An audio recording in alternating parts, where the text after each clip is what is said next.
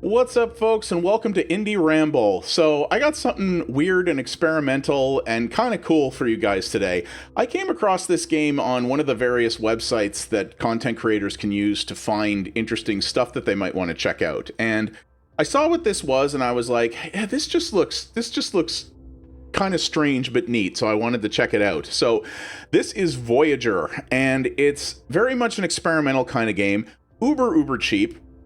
And it's made by only two people, and they pitch it as, though it is a game, they pitch it as kind of a zen sort of chill out experience, kind of like maybe a video game version of like that Lo-Fi Beats YouTube channel that a lot of people, myself included, really love. So I'm going to show this to you here. It is, as I said, it is very straightforward at its heart. You play it with your mouse. We're only on PC here. You play it with the mouse, and you basically just use one button and the movement of the mouse itself. So the point of this is that you can control sort of I don't know if you call it a star or what, but you can control this little thing here, and depending on how you point the mouse around it, you will control the direction that it thrusts in when you press the left mouse button. And your goal is to light up all the various planets and moons that are in the solar system that you're in, which you will usually only see either if you get really close to them or that you'll be able to detect because of their gravity. And as you can see here, gravity and the forces of mass and inertia play a pretty big role in how your little character moves around here. And your end goal is to light up all of the different planets and moons in the system. But as you can see, you make these kind of really neat, almost abstract drawings along the way. And there's no lose condition. You don't have any fuel. You can do this as long as you want. There's no time limit. There's no anything. Just if you want to progress from this level to the next one, you got to light up all the planets. That's all there is to it. And you see, when you light one up there, you sort of get captured by it, and then you can pick a direction you want to launch from, hit the button, and out you go again. And in the upper right corner here, it gives you sort of a little abstract drawing of the solar system. If you can follow that, it gives you a little bit of a starting idea where everything is. But that's kind of it. There are achievements in this as well, but it's literally for completing the game and a couple of other things, one of which requires basically doing a perfect run of all the levels, and another one of which is literally listening to the entire soundtrack through without playing anything. Which, to be honest, is not hard to do. The soundtrack for this game is all these really cool lo-fi style tracks. Not everyone's into lo-fi stuff like this. I really like it, as it's good concentration music for me. You know, if I have to do stuff at work that I really have to focus on, or I want to just something to calm my ADHD brain down, it's very good for that. And that's really the core concept of this. And yeah, honestly, you're seeing the bulk of it here. So you just want to get all the different things lit up, and it will give you an indicator when you do that. And then you move on to the next system. And the systems do get progressively more complicated, but I will say that you can beat this game very quickly. If you just want to get through all the levels on it, you will beat this in most cases, probably less than an hour. But there are additional modes in here. There actually is a local only versus mode in this that I've not tried. There is also an endless mode and some other things, and you can go back and replay any of these levels as much as you want, which can be fun because, you know, they can be a little bit tricky, and as you can see, you can make some really interesting abstract art in this, if you will.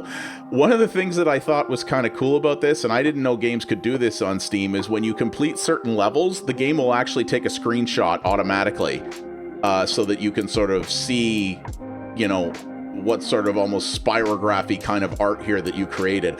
I didn't know games were allowed to trigger the Steam screenshot function on their own. Apparently they can. I thought that was kind of cool when it happened. I was like, whoa, okay, neat.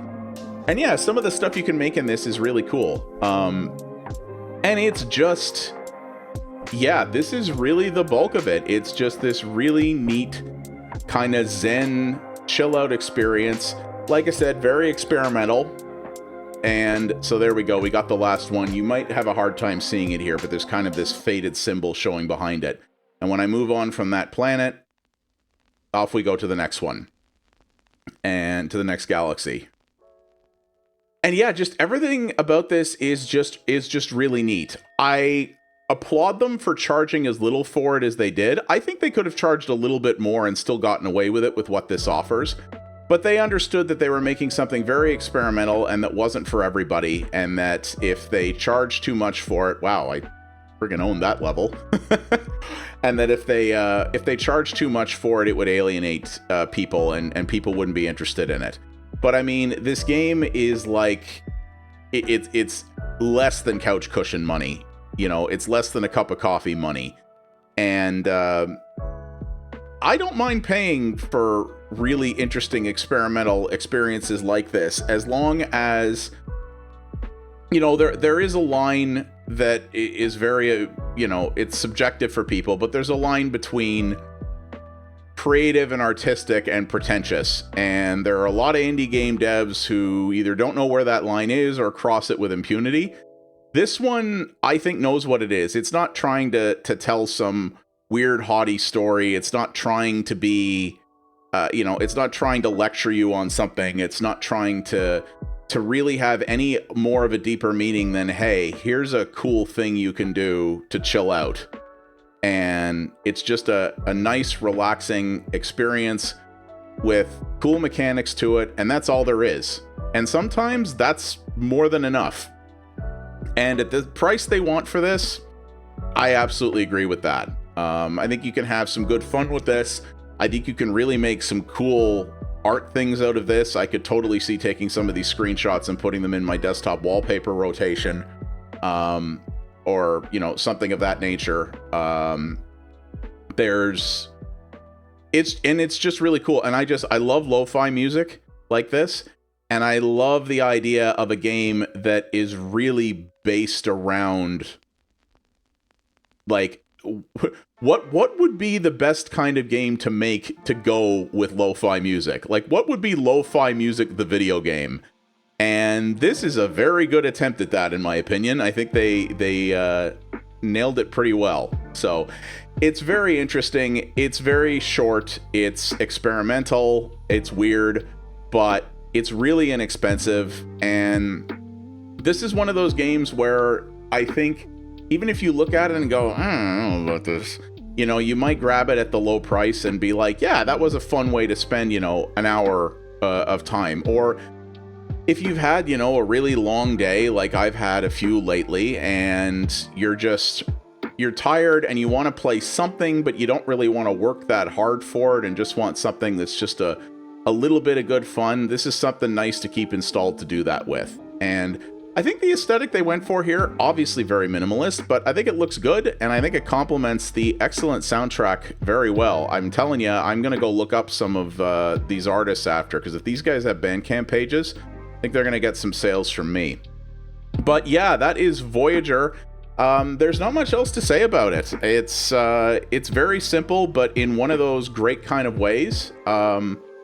And it's a neat Zen experience. It's not for everyone. It's not intending to be for everyone, but I enjoyed it. I think it's kind of cool and something maybe worth checking out, especially for the price that they're asking for it. So thank you very much for watching, everybody. I do appreciate it. If you liked what you saw here, please do all the normal YouTube things. Those really do help the channel out a lot.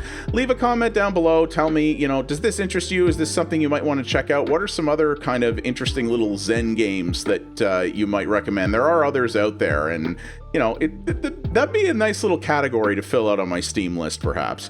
And as always, you can follow me over at twitch.tv/pxabstraction for multiple variety streams a week. I cover other indie games as well as retro stuff there, including a lot of things that are better suited to streaming than YouTube. We have a fantastic community there, and I would love to see you be a part of it. Thanks again, everybody, and I'll see you on the next Indie Ramble. You folks have yourselves a good one. Zen out.